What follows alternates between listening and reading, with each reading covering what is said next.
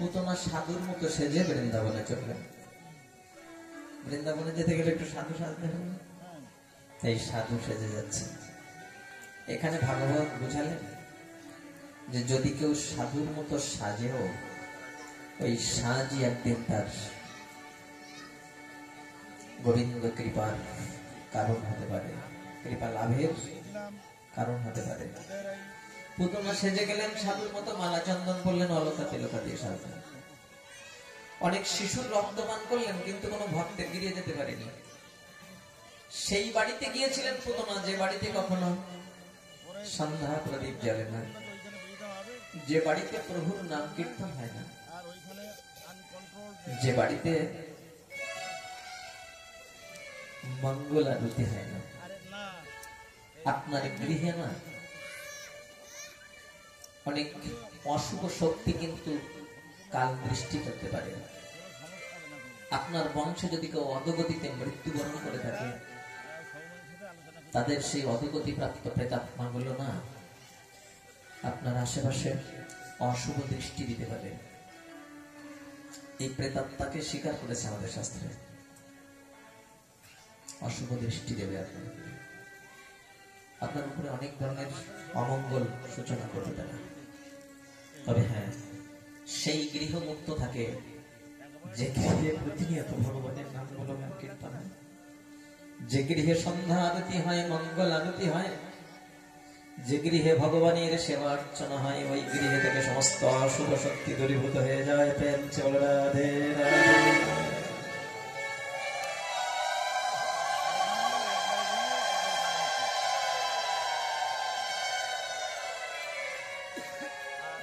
আমাকে এক সময় একজন দৈবজ্ঞ ঠাকুর, যারা হাত দেখে বা মুখ দেখে বলতে পারে, এদেরকে আমরা দৈবজ্ঞ বলি না। আমাকে এক সময় এখান থেকে অন্তত 10 বছর আগে একজন দৈবজ্ঞ ঠাকুর আমাদের বাড়িতে গিয়ে আমাকে দেখে বলছেন, আপনার এই বাড়িতে কিছু দোষ আছে, আপনার অর্থ হানি, প্রাণহানি এগুলো হতে পারে। তো আমি দৈবজ্ঞ ঠাকুরকে বললাম যে বাবা, এগুলো কি করলে খণ্ডন হবে? তো বলছেন, এখানে আপনাকে কিছু কাজকর্ম করে নিতে হবে, বাড়িতে এটা করতে হবে, ওটা করতে হবে, এই কবচ টবচ নিতে হবে, ইত্যাদি কত কথা বললেন। আমি বললাম, বাবা, আমার কপালের লেখাটা আপনি খণ্ডন করে দিতে পারবেন? বলছে, আমি কেন, আমার 14 পুরুষও পারবে না। আমি বললাম, যদি তাই না পারে তাহলে আমার কষ্টটা আমাকে ভোগ করতে দিন না, আপনি আমাকে ভয় দেখাচ্ছেন কেন? আমাকে আরো ভোগ করতে দিন, আমি কাঁদছি, আরো কাঁদতে দিন, আমার পূর্বকৃত পাপের প্রায়শ্চিত্ত হয়ে যাক। তবে আপনারা সাধুজন, আপনারা অনেক জানেন, অনেক অভিজ্ঞতা জ্ঞান আপনাদের আছে, একটু আমার জন্য আশীর্বাদ করবেন। আমি প্রণাম করে বললাম, আমার জন্য আশীর্বাদ করবেন, আমি যেন গোবিন্দ চরণ থেকে সরে না যাই, আমি যেন তার চরণের ভক্তিটা যেন হারিয়ে না ফেলি। বিপদ যত হয়েছে আর হোক, আমি মেনে নেওয়ার জন্য প্রস্তুত আছি।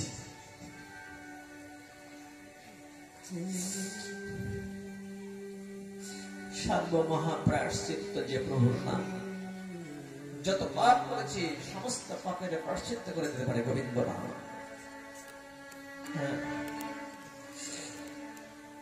পুতনারা খুশি, কোন ভক্তের গৃহে যেতে পারেনি। সমস্ত যে গৃহটা কংস রাজার সমর্থনকারী, যারা যারা বৈষ্ণব বিদ্বেষী, সেই সব গৃহে গিয়েছিল পুতনারা। গিয়ে তাদের শিশুদের ঘাড় মোটকে রক্তপান করল।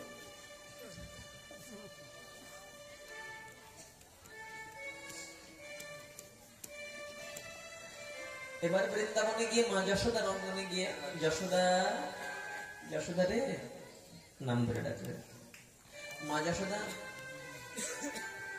গোপাল কোলে নিয়ে এসেছেন, 6 দিনের শিশু। কে? আমি তো দিদি, চিনতে পারছি না কেন তোমাকে? না শুনলাম তো ছেলে হয়েছে তাই এসেছি, দে আমার কোলে দে। মা বলছেন অনেক সাধনা করে আমার গোপাল পেয়েছেন, তো যাত্রার কোলে দেই না। সে কি রে, আমি তো দিদি, তুই আমার কোলে দিবি না? না দিদি তুমি কষ্ট পেও না, দেবো, তবে তুমি আমার গোপালকে একটু আশীর্বাদ করো যেন দীর্ঘজীবী হয়। ঠিক আছে, আমি আশীর্বাদ করার জন্য কইলাম, দেন আমার কোলে দে। মাটা শুনে দিয়েছে। একটু গিরির অভ্যন্তরে চলে গেলেন আর পুতনা দেখছেন কি সুন্দর দেখতে ছেলেটা। এত শিশুর রক্ত পান করলাম, কিন্তু একে দেখে এরকম মায়া হচ্ছে কেন? কংস রাজাকে কথা দিয়ে এসেছিলেন যখন আর রক্ত খেয়ে পারবো না তখন স্তনে বিষ মেখে নিয়ে যাবো, ওই স্তন পান করিয়ে মারল। তাই পুতনা চিন্তা করছেন এই ছেলেটাকে আমার এই বিষ মাখা স্তন দেব। ভগবান শ্রী গোবিন্দ পুতনাকে যেন অন্তরে জানিয়ে দিচ্ছেন, পুতনা আমার আরেক নাম হচ্ছে অন্তর্যামী, আমার আরেক নাম হচ্ছে ভাবগ্রাহী। আমি শুধু মুখের কথা শুনি না, হৃদয়ের ভাব বুঝি। কে সাধু হয়েছে আর কে সাধু সেজেছে সে আমি বুঝতে পারি। পুতনা আমার দৃষ্টির তেজে অনন্ত কোটি ব্রহ্মাণ্ড তাপিত হয়, সেই দৃষ্টি দিচ্ছে তোর দিকে। তো তোর দেহ ততক্ষণ ভস্ম হয়ে যাওয়ার কথা ছিল, কিন্তু হচ্ছে না কেন? বুঝেছি, তুই ভিজিয়ে ফেলেছিস তোর এই শুকনো কাঠের মতো হিংসার দেহটা, ভিজিয়ে ফেলেছিস, এই জন্য আগুন লাগছে না। আমার দৃষ্টির তেজে এতক্ষণ আগুন লেগে তোর দেহটা ছাই হয়ে যাওয়ার কথা ছিল, কিন্তু ভিজিয়ে ফেলেছিস। কি দিয়ে ভেজালে? বলে আমার ভক্তের মতো পোশাক পরে, আমার ভক্তের মতো করে মালা চন্দন করে, আমার ভক্তের ভাবের অনুকরণ করে কথা বলতে গিয়ে তোর ওই শুকনো কাঠে ভক্তির জল লেগে ভেজে গেছে। পুতনা ভক্তির জল লেগেছে, তা কি করে? না তোর অন্তরে তো ভক্তি ছিল না। তবে আমার ভক্তরা কিভাবে সাজে এটা দেখেছিস, সেইভাবে তুই সেজেছিস। আমার ভক্তরা কি করে আমাকে কোলে করে নেয়, কি করে অঙ্গভঙ্গি করে চলে, সেইটা তুই নকল করেছিস। ওইটা করতে গিয়েই ভক্তি ঢুকে গেছে তোর মধ্যে, আর ভক্তির জল লেগে শুকনো কাঠ ভেজে গেছে। তার মধ্যে তুই যেটা করতে এসেছিস সেটা করে নে, আমি কারোর ইচ্ছাটা অপূর্ণ রাখি না। খুব স্বাদ করেছিস, আমার মুখে একটু স্থান দিবি, তুই দিতে জানলি না, তবে আমি নিতে জানি, স্থান মুখে দে। পুতনার সুযোগ খুঁজছেন যে যখন কেউ নেই তো না, এই তো সুযোগ, এই সুযোগে আমার বিস্মকা স্তন দেব শিশুটার মুখে। পুরস্কারটা আমি কংসরাজার কাছ থেকে পেলাম। ভগবান শ্রী গোবিন্দ পুতনার স্তনে মুখ দিলেন। পুতনা আমি তখন ছোট্ট শিশু, শিশুর মুখে আঙুল দিলেও চুষতে থাকে, এখন আমি চুষতে থাকি, সহ্য করতে পারবি তো? সহ্য করতে না পারলে আমি কি করবো? আমি তো শিশু ধর্ম পালন করছি। এখন মুখে দিয়েছিস, চুষতে শুরু করে দিলাম কিন্তু পুতনা, পুতনা দিতে জানলি না, তবে আমি গ্রহণ করি। ভগবান শ্রীহরি বিশ্বম্বর শক্তি ধারণ করে এমন টান দিয়েছেন, পুতনা সইতে পারছেন না। ছেড়ে দে, ছেড়ে দে, ছেড়ে দে, ছাড় বলছি না। না পুতনা, ছাড়বো না রে। ওরে আমাকে যারা ধরে তারা কখনো কখনো আমাকে ছেড়ে দেয়, কিন্তু আমি যাকে ধরি তাকে চির জমনের মতো আমার করে দিয়ে নেই। ওটা না, কিচ্ছু ফিরিয়ে দেবো না, সব উজাড় করে নিয়ে নেব। দেহ থেকে প্রাণ বায়ুটা পর্যন্ত আকর্ষণ করেছেন তার টানে। যখন পুতনা সইতে পারছেন না, চিৎকার করে বিশাল আকৃতির দেহ নিয়ে ছিটকে গিয়ে পড়েছেন বহু দূরে। পুতনার দেহ থেকে একটা জ্যোতি উঠে যাচ্ছে ধীরে ধীরে। ভগবান শ্রীহরি পুতনার দেহ জ্যোতিকে লক্ষ্য করে বলছেন, পুতনা দিতে জানলি না, তবে আমি নিতে জানি। এসেছিস আমাকে হিংসা দিতে, আমি হিংসা নিলাম না, ওটাকে আমি ঠিকঠাক করে নিয়ে তোকে ভালোবাসা দিলাম, তোকে পুরস্কার দিলাম। একটা নয়, দুটো দুটো। প্রথম পুরস্কারটা হচ্ছে তোর ওই হিংসার দেহটাকে আমার ঠোঁটের পরশগুলি দিয়ে মহাপ্রসাদ করে দিলাম। অধরামৃত যাকে বলে। দ্বিতীয় পুরস্কার হলো, কোন মায়ের গর্ভে যদি কোন বিষ্ণু ভক্ত সন্তানের জন্ম হয়, সেই সন্তানের হাতে পিণ্ড জল পেয়ে তার পিতামাতার আত্মার যেমন ঊর্ধ্বগতি হয়, আমি তোর গর্ভের সন্তান হতে না পারলেও সন্তানের মতো তোর কোলে যখন একবার উঠেছি, তোর স্তনে যখন একবার মুখ দিয়েছি, যা তোর মাতৃত্বের মর্যাদা আমি রক্ষা করলাম, তোকে মাতৃ সমগতি দান করলাম, যা গোলকে চলে যা, পুতনা চলে যা। দেবতারা জয় জয় ধ্বনি করতে লাগলেন, পুষ্প বৃষ্টি হতে লাগলো, স্বর্গে বেজে উঠল, পুতনা দেবতা মা যশোদা এবং তার পরিচারিকা বৃন্দ পুতনার বুকের উপর থেকে গোপালকে নামিয়ে নিয়ে আসলেন। বিশাল রাক্ষসীর বুকের উপরে দুটো স্তনের মাঝখানে গোপাল বসে খেলা করছেন, দুটো স্তন যেন দুটো পর্বতের চূড়া। একটা চিতায় দাহ করতে পারেনি, তাই কুঠার দিয়ে কেটে কেটে 8টি টুকরা করে 8টি চিতায় অগ্নি সৎকার হয়েছিল। যখন পুতনার দেহ অগ্নি সৎকার হচ্ছিল, সমস্ত বৃন্দাবনে চন্দনের গন্ধ ভেসে এসেছিল। বলে চন্দনের গন্ধ কেন? বলছেন চন্দন নয়, মহাপ্রসাদের গন্ধ। এইবার মা দেখছেন, হায় হায় রে, আমার গোপালের উপরে দৈত্য দানবের দৃষ্টি পড়ছে, আমার গোপালের কি অমঙ্গল। তাই মা কি করলেন? গোপালের জন্য একটু শান্তি সস্তায়ন করালেন, ব্রাহ্মণ ঠাকুরদের দান দক্ষিণা করলেন, দ্বাদশ সঙ্গে তিলক রচনা করে দিলেন। কি দিয়ে? গোরজ গোমূত্রেণ স্নাপয়িত্বা পুনর্গোরজ সর্বকম রক্ষণ চক্রস্য সক্রিত দ্বাদশঙ্গে সুনামভিঃ। গোমূত্র গোরজ দিয়ে মা যশোদা গোপালকে স্নান করালেন। তারপরে গোরজ দিয়ে গোপালের দ্বাদশঙ্গে তিলক রচনা করে দিলেন, যে না গরুর পায়ের ধুলো তার অমঙ্গল কাটিয়ে দেবে। যার নাম মুখে নিলে জীবের অমঙ্গল কেটে যায়, মা যশোদা তার মঙ্গল কামনা করছেন। গোরাজ কপালে দিয়ে বলছেন, কেশবায় নমো, নারায়ণায় নমো, মাধবায় নমো, গোবিন্দায় নমো, বিষ্ণবে নমো, মধুসূদনায় নমো, ত্রিবিক্রমায় নমো, বামনায় নমো, শ্রীধরায় নমো, ঋষিকেশায় নমো, দামোদরায় নমো, পদ্মনাভায় নমো, বাসুদেবায় নমঃ।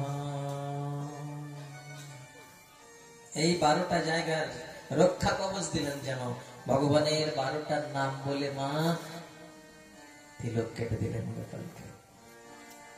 আপনার সন্তান অসুস্থ হয়ে পড়েছে, কত ডাক্তার কবিরাজ কত কিছু করছে, কিন্তু আমি নিষেধ করবো না, সেটা করুন। সেই সাথে সাথে ভাগবতী শিক্ষাটুকু গ্রহণ করে দাদা সঙ্গে একটু তিলক রচনা করিয়ে দিন তুলসী তলার মাটি দিয়ে, তুলসী তলার মাটি দিয়ে তিলক রচনা করিয়ে দিন। ওর গলায় তুলসীর মালা দিয়ে দিন, ওর দেহটা পবিত্র থাকবে। এটা ভাগবতীয় শিক্ষা।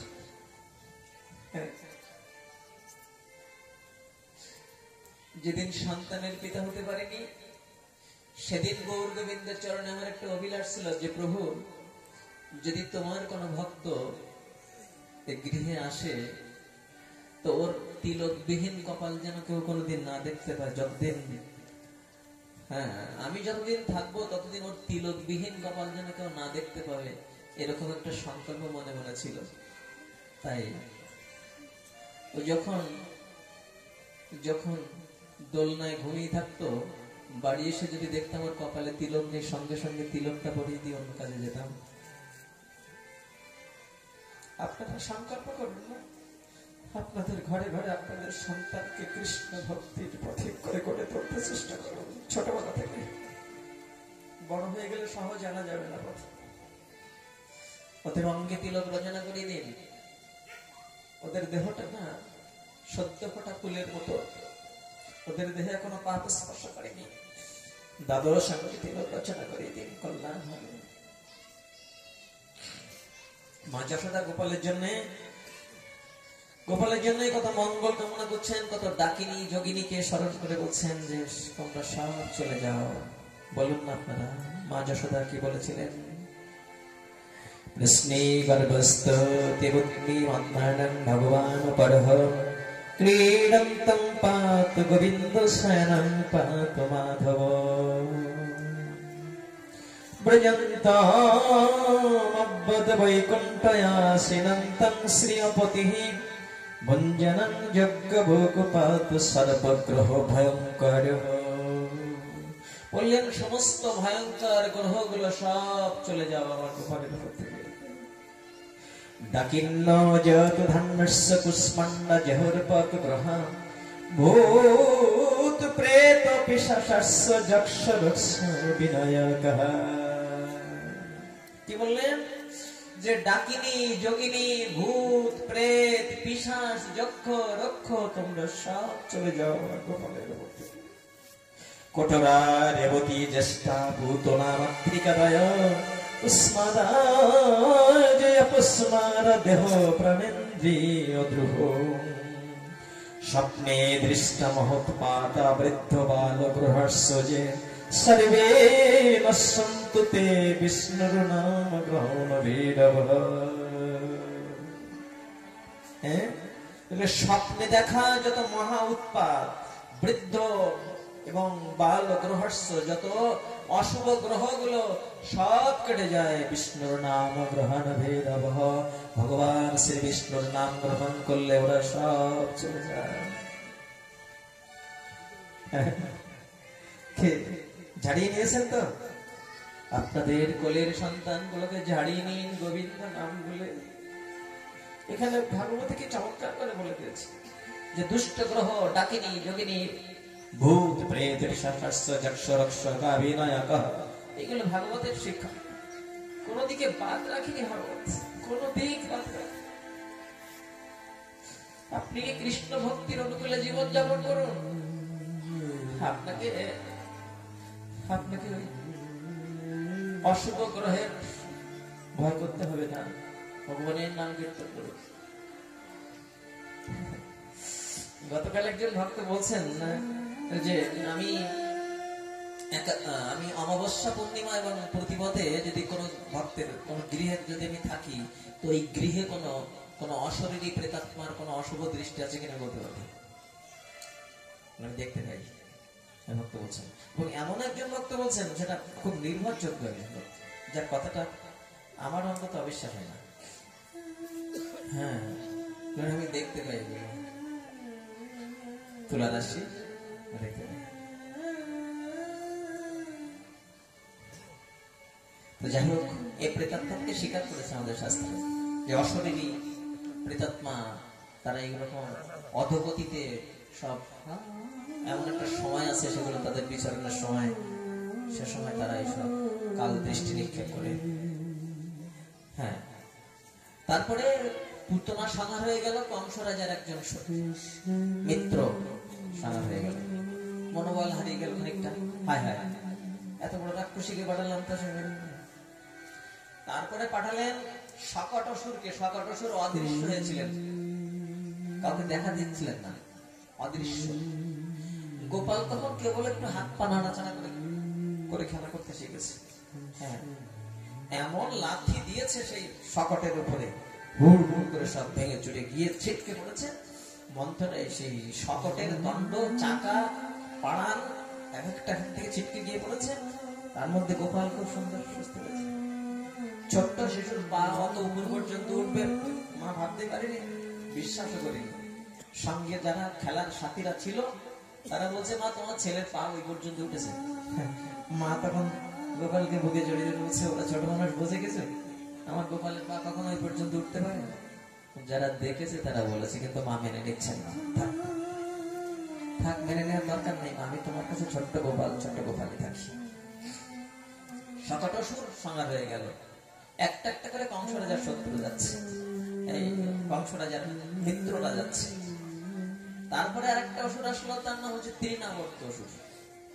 এই অসুরটা বললেন যে এইসব শত্রু সংহার করা কি যেমন তেমন সব মহিলাদের কাজ নাকি? আপনি একজন পাঠালেন পুতনা, সে হচ্ছে এক মহিলা। পরে আর একজনের পাঠালেন, তার তো সামনে সামনে যাওয়ার সাহস নেই, তাই অদৃশ্য হয়ে গেল। আপনি আমাকে সত্য আদেশ দিন, আমার কি শক্তি দেখুন। কি কি শক্তি তোমার? বলে আমি ঘাস পর্যন্ত উড়িয়ে নিয়ে যাচ্ছি। প্রচন্ড ঘূর্ণিবার্তা সৃষ্টি করে ভূমিকম্পের মতন বৃন্দাবন কাঁপিয়ে গোপালকে তুলেছে। আর গোপাল উপরে উঠে গলাটা এমন শক্ত করে পেঁচিয়ে ধরেছেন, তৃণাবর্ত সুতরাং নিঃশ্বাস নিতে পারছেন না। তখন মনে করছে যে আমার আর দরকার নেই উড়িয়ে নিয়ে যাওয়া, অন্তত আমি ছাড়াতে পারলে বাঁচতাম, কিন্তু আর কি ছাড়াতে পারে? শ্বাস রুদ্ধ করে দিয়েছেন। তৃণাবর্ত অসুরের চোখ ঠিক যে বেরিয়ে সেখান থেকে প্রচন্ড ভেঙে পড়েছেন, একটা শিলাখণ্ডের উপরে মাথাটা পড়ে মাথাটা চচির হয়ে গেল। তৃণাবর্ত অসুর সাঙ্গার হয়ে গেল। দেবতারা পুষ্প বৃষ্টি করতে লাগলেন, জয় জয় জয়।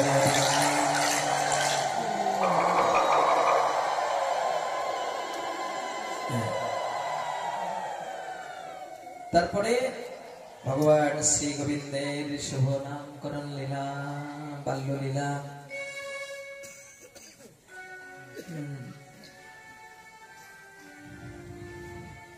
নন্দরাজা এতদিন পর্যন্ত কংস রাজার কর পরিশোধ করেননি।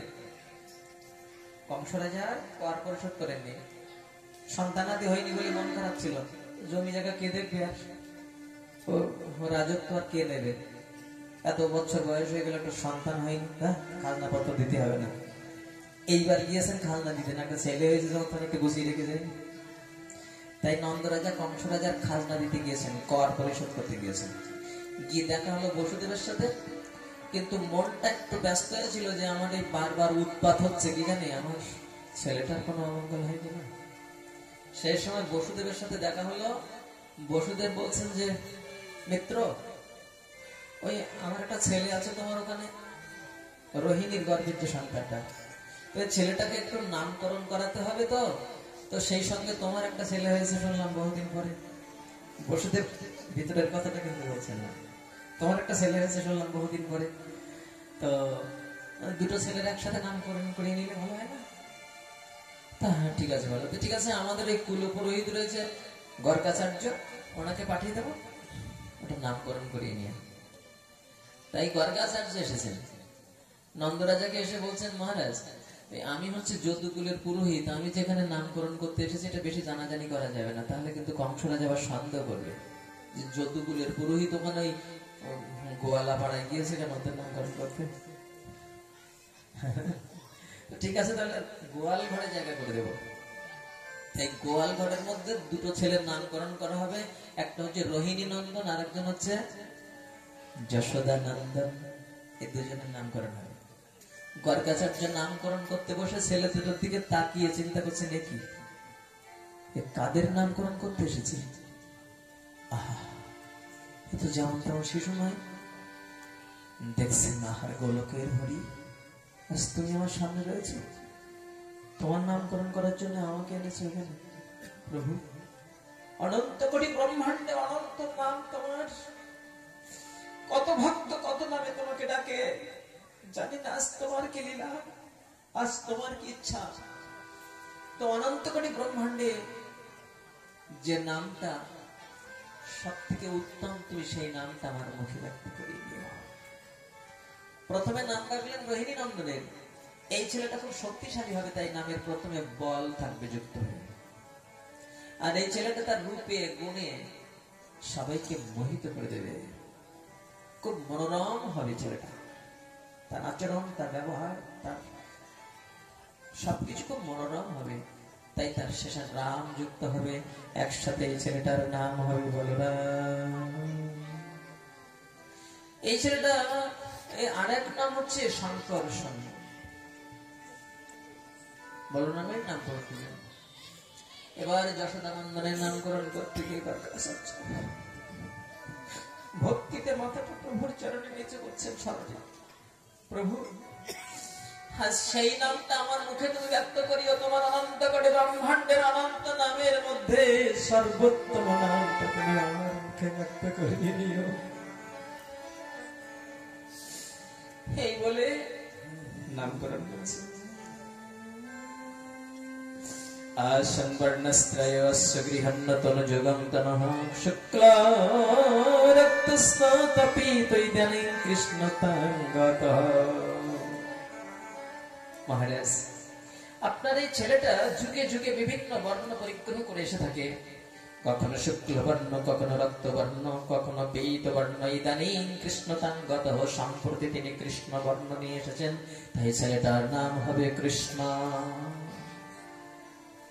কৃষ্ণ নামটা কেন রাখলেন তা একটা কারণ দেখালেন। ইদানীং কৃষ্ণতাঙ্গতঃ, ইদানীং তিনি কৃষ্ণ বর্ণ নিয়ে এসেছেন, তাই তার নাম হচ্ছে কৃষ্ণ। আপনার পুত্রটি কোনো এক সময় বসুদেবের পুত্র ছিল, তাই তার নাম হচ্ছে বাসুদেব। তস্মাদ নন্দাত্মজ হয়নুতে নারায়ণ সমগুণৈ শ্রিয়া কীর্তন ভাবেন গোপয়স্য সমাহিত। আপনার পুত্র গুণে রূপে নারায়ণ তুল্য হবে। বলে আবার চিন্তা করছে নাকি ভগবান নিজেকে লুকিয়ে রেখে সাধারণ শিশুর মতো হয়ে খেলা করছেন ভক্তের সাথে, আমি আবার ভিতরের কথাটা বলে দিয়ে অপরাধ করবো না। তিনি তো ভগবান বলে এখানে দেখা দিচ্ছেন না, পরিচয় দিচ্ছেন না, তিনি লুকিয়ে রেখেছেন ভক্তের সাথে খেলা করবেন বলে আমি আবার ভিতরের রহস্য বলে দিয়ে অপরাধ হবে না তো? তাই আর বলবো না, আর বলবো না। কৌশলে কিছুটা বললেন, এবার প্রণাম করে চলে যাচ্ছেন। প্রভু, জন্ম জন্ম যেন তোমার চরণে ভক্তিটা আমার অক্ষুণ্ণ থাকে, এই বলে প্রণাম করে দক্ষিণা নিয়ে বিদায় নিলেন ভর্গাচার্য, যিনি হচ্ছেন জ্যোতিষ শাস্ত্রের প্রণেতা। এবার গোপালের কত মাধুর্যের খেলা শুরু হয়েছে। কখনো উঠোনে বিষাক্ত সাপকে দেখে মতো করে ধরেছে, মা আটকে উঠেছে গোপাল, হে বাবা সাপ, বিষাক্ত সাপ ছেড়েছে। সাপ ফানা বিস্তার করে রয়েছে, গোপালের রঙে আঘাত করছে না, গোপাল মুক্ত করে দিচ্ছে। কখনো বা কুকুরটার গলা জড়িয়ে ধরে জিভটা টেনে বের করছে, বাহ খুব লাল টকটকে জিভটা, মুখের মধ্যে কি রয়েছে। হ্যাঁ, কখনো বা বালতিটা কূপের মধ্যে ফেলে দিয়ে মা পড়ে গেলাম বলে চিৎকার করছে। অনন্ত করে ব্রহ্মাণ্ডের উদ্দেশ্য একটা বালতি টেনে তুলতে পারছেন না, এমন খেলা শুরু করেছে। আবার কখনো বা বানরের পিঠে চড়ে বসে বানরের লেজ টেনে ধরে, কখনো বা গরুর ছুটন্ত বাছুরটার পিছন দিক থেকে লেজ টেনে ধরে। বাছুরটা যখন ছুটতে থাকে তখন বেগ সামলাতে না পেরে ধুলায় গড়াগড়ি দিয়ে সমস্ত অঙ্গে গরু মূত্র গোময় মেখে নেয়। মা কোলে তুলে নিয়ে ধুলা ঝেড়ে ক্রন্দনরত গোপালকে কাঁদতে থাকে, পড়ে গিয়েছে, বাছুরের লেজ টেনে ধরেছিলাম, পড়ে গেছে। মা কোলে তুলে নিয়ে বলেন, গোপাল রে, এই বৃন্দাবনের সবাই তোকে কোলে কোলে করে রাখতে চায়, কিন্তু তুই কেন বলতে পারিস এই ধুলায় গড়াগড়ি দিস? কেন তুই বাছুরের লেজ টেনে ধরতে গেলি? গোপাল মাকে বলতে চান, মাগো আমি যখন বৈকুণ্ঠে থাকি তখন লক্ষ্মী দেবী অগুরু কস্তুরী চন্দন দিয়ে আমার চরণ সেবা করি, কিন্তু জানো মা, সেই লক্ষ্মী দেবীর অগুরু কস্তুরী চন্দন থেকে ভক্তের চরণ ধুলি মাখা নয়, গোমূত্র গোময় মাখা বৃন্দাবনের ধুলি আমার বড় প্রিয়।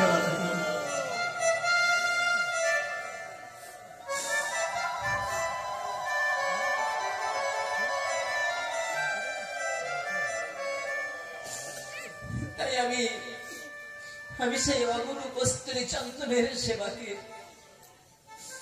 রেখে সেই বৃন্দাবনে আমার ভক্তির চরণ ধুলিতে গড়াগড়ি দিয়ে বড় আনন্দ পাই। এই জন্য আমি গোমূত্র গোময় মাখা আমার ভক্তের চরণ ধুলি অঙ্গে ধারণ করি। এমন ভাবে কত আনন্দের খেলা গোপাল। খেলতে খেলতে কখনো মুঠো মুঠো মাটি মুখে দিচ্ছেন। খেলার সাথীরা মাকে নালিশ করলেন, মা ছুটে এসেছেন, গোপাল মাটি খেয়েছিস? না, মাটি খাইনি। খেলার সাথীরা বলছে, মা ওর মুখের মধ্যে মাটি খেয়েছি, দেখো দেখো। মা কোলে নিয়ে বলছে, হাগর বাবা হাগর, দেখি কি হয়েছে। গোপাল হাগর, আমার গোপালের মুখের মধ্যে সব কি দেখছে? এই চন্দ্র, সূর্য, গ্রহ, নক্ষত্র, পাহাড়, পর্বত, সাগর, নদী, দেবতা, গন্ধর্ব, অপ্সর, কিন্নর, যক্ষ, রক্ষ কিছু সৃষ্টি হয়েছে সব কিছু আমার গোপালের মুখে।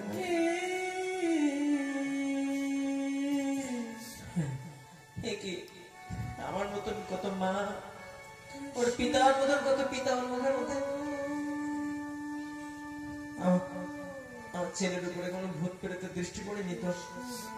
মা যখন খুব চিন্তা করছেন, বুকে জড়িয়ে ধরে ছেলের মুখের মধ্যে সব কি দেখছি। আবার সাবধান হয়ে গেলেন, নামা ভয় দিলেন, নামা এই তো আমি তোমার গোপাল ঠিকই আছে।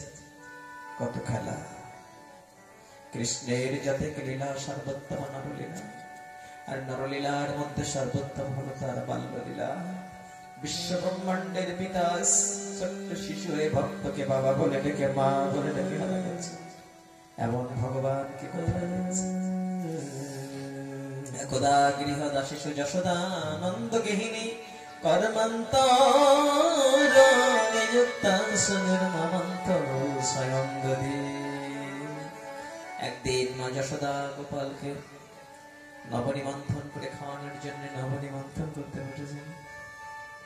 দাসীদের অন্য কাজে লাগিয়েছেন আর নিজে করছেন নবনিমন্থন।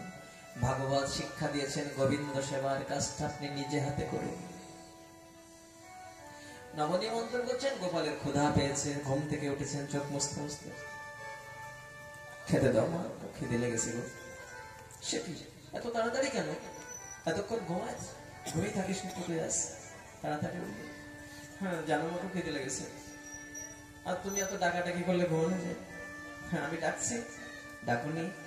তুমি গুনগুন করে আমার নাম কীর্তন করলে, তোমার হাত দুখানা দিয়ে আমার জন্য নবনিমন্ত্রণ করছো, তোমার হৃদয়ে আসনে বসিয়ে তুমি আমাকে ধ্যান করছো, তাহলে ডাকা হলো না? জানো মা, জগতের কোন ভক্ত যদি দেহ মন প্রাণ একাগ্র করে যদি তোমার গোপালকে ডাকে, সেদিন তোমার গোপাল আর ঘুমাতে পারে না। ওই ভক্তের পাশে গিয়ে কাঙালের মতো হাত পেতে দাঁড়ান।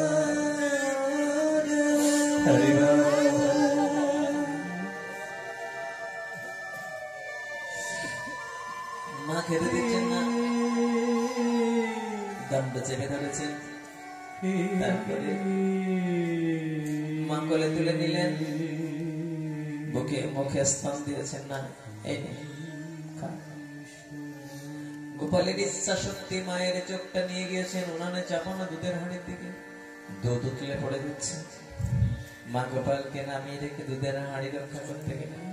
গোপাল অভিমান করে মাকে বোঝাতে চাইলেন, মা গো, একসাথে দুই কুল রক্ষা করা যায় না।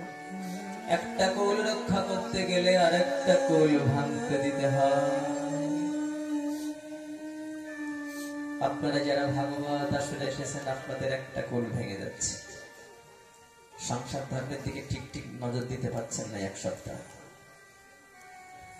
এইরকম কতদিন চলবে? বেশি দিন চললে সংসারে অশান্তির আগুন জ্বলবে।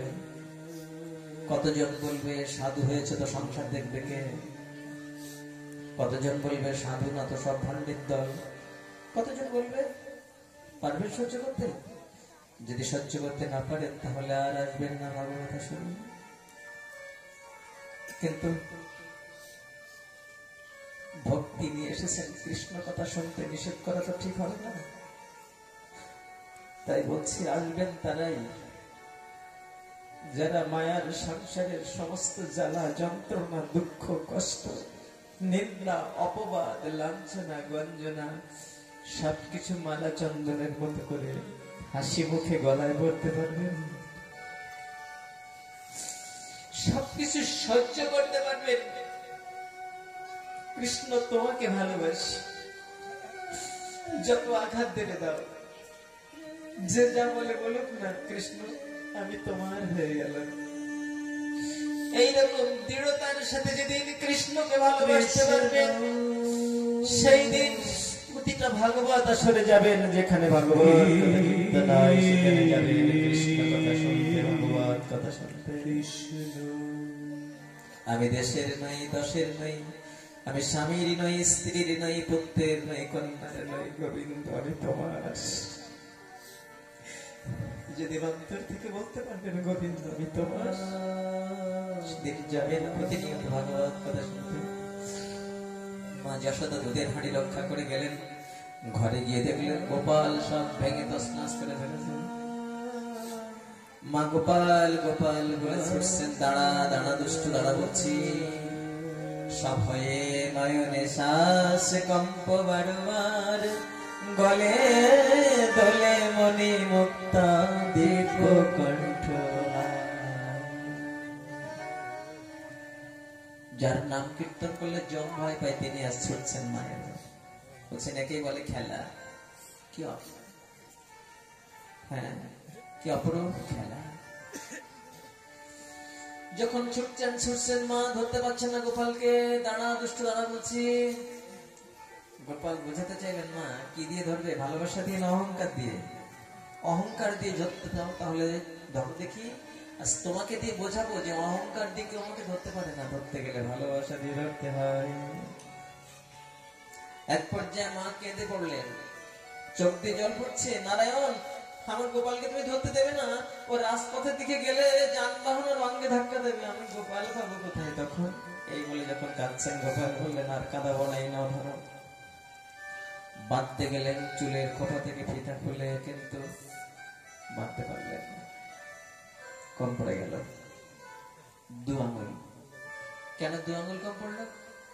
বললেন ভগবানকে বাঁধতে গেলে 2টো সম্বল প্রয়োজন হয়। এক হচ্ছে ভগবানকে বাঁধবার জন্য ভক্তির দড়িতে ভক্তের আন্তরিক প্রচেষ্টা, ঐকান্তিক প্রচেষ্টা। শুধু প্রচেষ্টা নয়, ঐকান্তিক প্রচেষ্টা। কৃষ্ণ তুমি আমাকে কাঁদালো, আমি তোমাকে ছাড়বো না, ঐকান্তিক প্রচেষ্টা। আবার শুধু চেষ্টা করলেও ধরা যাবে না যদি তিনি কৃপা না করেন। তার জন্য চাই প্রভু রাজা চিত কৃপা। এই 2টো সমন্বয় হলেই ভক্ত ভগবান। ভক্তের ভালোবাসায় ভগবান আবদ্ধ হয়ে যান। মা যশোদার ভালোবাসার দড়িতে গোপাল বন্ধন দশা স্বীকার করলেন। গোপালের নামে অনেক নালিশ ছিল। সেই নালিশগুলোর মধ্যে ব্রজবাসীদের যে নালিশ, একটা নালিশ ছিল তো ছেলে আমাদের সব লন্ডভন্ড করে দেয়। মা বললেন শোনো, তোমাদের এই লবণীর ভান্ডার গুলো একটু এলোমেলো করে দেখো, খালি পাত্র আর ভরা পাত্র এমন করে মিশিয়ে দেখো, আমার গোপাল যেন বুঝতে না পারে কোন পাত্রে লবণী আছে। তখন ব্রজবাসী মায়েদের এই কথায় মা যশোদা বলেছিলেন যে আমার ছেলে যদি তোমাদের ক্ষতি করে তো ও যেন খুঁজে না পায় সহজে, এইভাবে রেখো। ব্রজবাসী মায়েরা বলছে না রেখেছিলাম, কিন্তু তোর ছেলে না দেখতে ছোট হলে কি হবে, বুদ্ধিতে একেবারে চতুরের শিরোমণি। ও খালি পাত্র কোনোদিন ছুঁয়ে দেখে না, বাইরের থেকে দেখে বুঝতে পারে কোনটা খালি আর কোনটা ভরা পাত্র। কথাটা না অত্যন্ত শিক্ষণীয়। আপনারা যেতে পারেন খালি পাত্র? পারেন না? এই যে সামনে বসে দেখেছেন খালি পাত্রটা কেমন, ধাক্কা দিলে ঠন ঠন করে বেজে ওঠে। কিন্তু ভরা পাত্র না, যতই আঘাত করেন বাজে না, শব্দ করে না। তো খালি পাত্রগুলো কর্কশ স্বভাবের হয়। খালি পাত্রগুলো এক কথা বললে 7 কথা শুনিয়ে দেয়। আর আপনারা সবাই রসে ভরা পাত্র, যাদের কৃষ্ণ কথা বলতেই 2 চোখ থেকে প্রেমশ্রু বর্ষণ হয়, তারা সব কৃষ্ণ রসে ভরা পাত্র, ভক্তি রসে ভরা পাত্র। ওই রসে ভরা পাত্রগুলো গোপালকে বলতে হয় না, গোপাল দেখলেই চিনতে পারে কোন পাত্রটা ভক্তি রসে ভরা। সেই পাত্রের উপরে গোপালের অফুরন্ত লোভ রয়েছে। ও খালি পাত্র ছুঁয়ে দেখে না। আপনি যদি গোপালের পছন্দের পাত্র হতে চান, তাহলে আপনার কাজে, কথায়, আচরণে সবকিছুতে একটা মাধুর্যের রস থাকবে। সবকিছুতে একটা মাধুর্যের রস থাকবে। দেখেছেন ধামে গিয়ে দেখবেন অনেক নিষ্কিঞ্চন ভক্ত রয়েছে, কেমন করে আপনাকে বাবা বলে ডাকবেন, মা বলে ডাকবেন। কোনো অভিযোগ নেই আপনার উপরে, শুধু বলবেন বাবা কৃষ্ণ বলো, রাধে রাধে বলো। আন কথা বলো না গো বাবা, কারোর নিন্দা করো না, কারোর সমালোচনা করো না। তুমি রাধে রাধে বলো, কৃষ্ণ কৃষ্ণ বলো, তুমি নিতাই গৌর হরি বলো।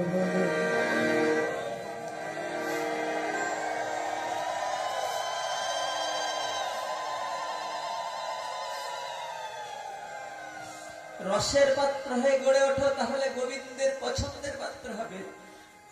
ও খালি পাত্র হয় না, কেউ এক কথা বললে তাকে 7 কথা শুনিয়ে দিও না।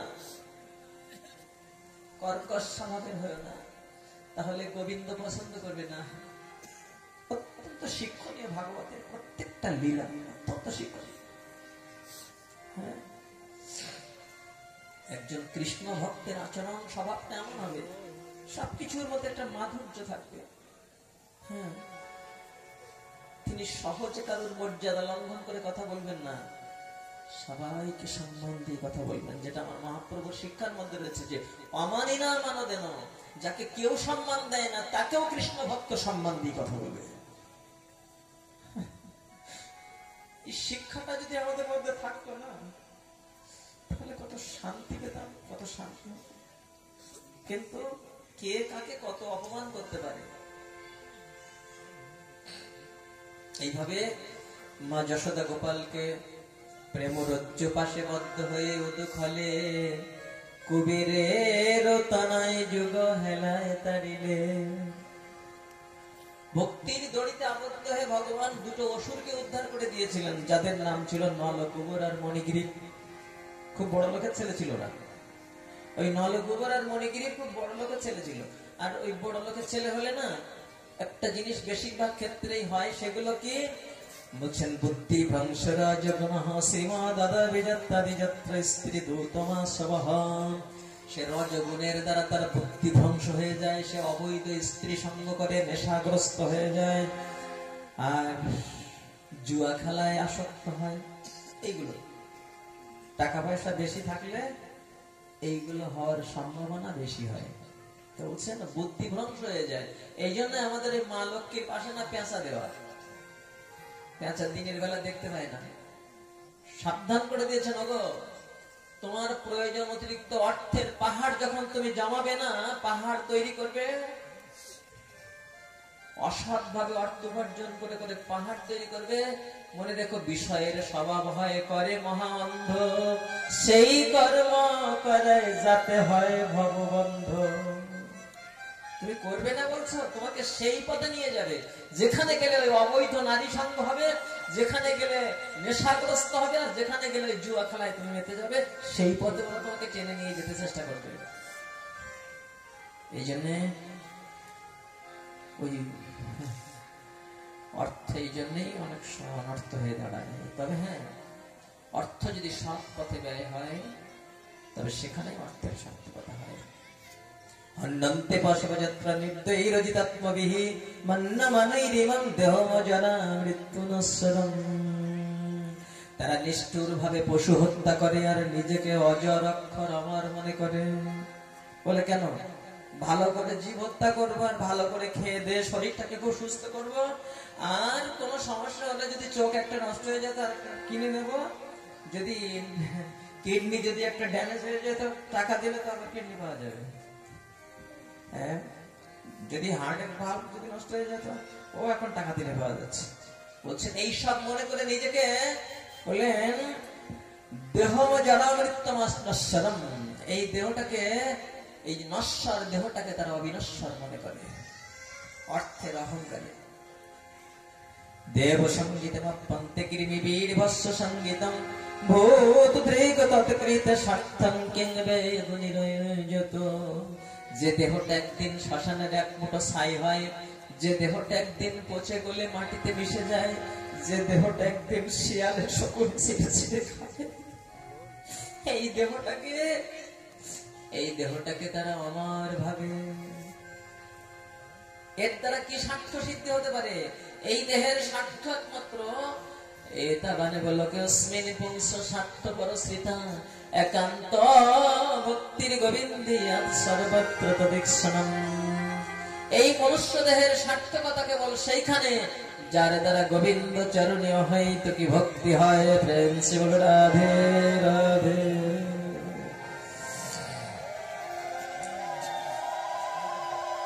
এই দেহের সার্থকতা গোবিন্দ চরণে ভক্তি শ্রদ্ধা অর্জন করা। যদি আমার কৃষ্ণ ভক্তি লাভ না হলো, তাহলে এ দেহের প্রকৃত স্বার্থ সিদ্ধি হলো না। ভাগবত বলছেন। তো ওই বড় লোকের ছেলে দুটো এইভাবে ভোগ বিলাসে মত্ত হয়ে দাসীদের নিয়ে অবৈধ নারী সঙ্গ করছিল। আর সেই সময় দেবর্ষী নারদের সামনে পড়লেন। দেবর্ষী নারদকে দেখে দাসী দুজন একটু লজ্জা পেল, কিন্তু ওরা দুজন লজ্জা পায়নি। মনে করছে কি সাধুর খাই না পড়ি, তাই আবার লজ্জা করতে হবে। দেবর্ষী নারদ দিলেন অভিশাপ যে তোরা বৃক্ষ দেহ নিয়ে জন্মগ্রহণ কর। দুটো বৃক্ষ নিয়ে জন্মগ্রহণ করলেন নন্দালয়ে যমল আর অর্জুন। দেবর্ষী নারদের কাছে ক্ষমা চেয়েছিলেন অশুভ অভিশাপের পরে। বললেন যা, অভিশাপ যা দেওয়া হয়েছে তো হয়েছে, ও তোদের ভালোর জন্য দিয়েছি। বলে আমাদের ভালোর জন্য? বলে হ্যাঁ, তোরা যাচ্ছিলি তো অবৈধ স্ত্রী সঙ্গ করে নিশ্চিত নরকের দিকে। ভাগবত বলে দিয়েছেন। হ্যাঁ,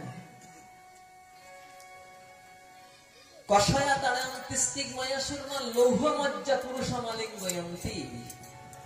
বলেন জ্বলন্ত লোহা মূর্তির পুরুষের সাথে আর স্ত্রীর সাথে আলিঙ্গন করাবে মৃত্যুর পরে। বাড়ি বাড়ি বলিনি, ভাগবতে যা আছে তাই। আর সেই সময় তীক্ষ্ণ দিয়ে সুর দিয়ে খোঁচাবে, নে এবার দেহ সুর ভোগ কর। দেবর্ষী নারদ বলছেন ওই রকম যন্ত্রণার জায়গায় তোরা যাচ্ছিলি নরকে পড়তে, তো আমি তোদের অভিশাপ দিয়ে অন্তত বৃন্দাবনে আনলাম। কি হবে? বলে একদিন গোবিন্দ চরণে স্পর্শে তোদের দিব্য দেহের প্রাপ্তি হবে, তোদের অভিশপ্ত দেহের উদ্ধার হবে। সেই গণপতি কুবেরের দুটো পুত্র যমল আর অর্জুন বৃক্ষ, ভগবান শ্রী গোবিন্দ উদুফলে আবদ্ধ হয়ে বৃক্ষ দুটোকে নিপতিত করে দিলেন। ভূমিকম্পের মতো বৃন্দাবন কেঁপে উঠল। ওই দুই বৃক্ষ থেকে দুটো সুন্দর পুরুষ মূর্তি আবির্ভূত হয়েছেন, দিব্য দেহ প্রাপ্ত হয়েছেন। গোবিন্দ চরণে প্রণাম করে বলছেন নমো পরম কল্যাণ, নমো পরম মঙ্গল, বাসুদেবায় শান্তায় যদুনাথপতয়ে নমঃ। কৃষ্ণ কৃষ্ণ মহাযোগী স্তমদ্দ পুরুষ পরঃ, ব্যক্তায় ব্যক্তমিদং বিশ্বং রূপং তে ব্রহ্মণঃ বিদু। হে গোবিন্দ, তোমার চরণে প্রণাম জানাই। কতবার মর্ত জগতে গিয়েছি, মর্ত ভূমিতে দেহ নিয়ে গিয়েছি, কিন্তু তোমার কথা কীর্তন করিনি, তোমার কথা শ্রবণ করিনি, তোমার চরণ সেবা করিনি প্রভু। আজ আমাদের দেহ থেকে, আজ আমাদের বৃক্ষ দেহের অবসান ঘটল। আবার যদি কোনোদিন মানুষের দেহ নিয়ে জগতে জন্মগ্রহণ করি, সেদিন বাণী গুণানু কথনে শ্রবণ কথায়াং হস্তৌ চ কর্মস্য মনস্তব পদয়র্ণ শ্রিতাং শিরস্তব নিবাস জগৎ প্রণামে দৃষ্টি শতাং দর্শনে অস্ত ভবত্তমনং। আবার যদি আসি, সেদিন আমাদের মুখের কথায় যেন সবসময় তোমার গুণগান থাকে। হরে কৃষ্ণ কৃষ্ণ কৃষ্ণ হরে হরে, হরে রাম রাম রাম হরে হরে, হরে কৃষ্ণ কৃষ্ণ কৃষ্ণ হরে হরে, হরে রাম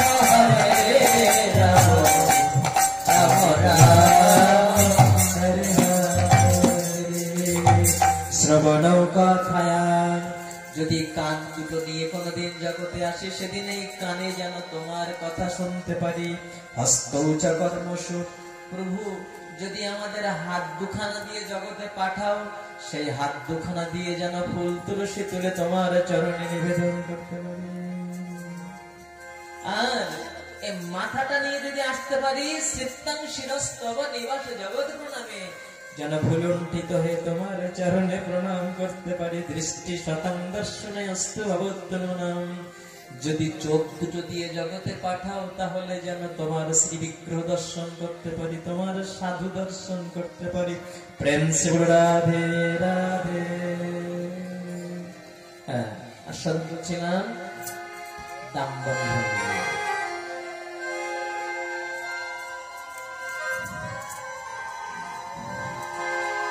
Oh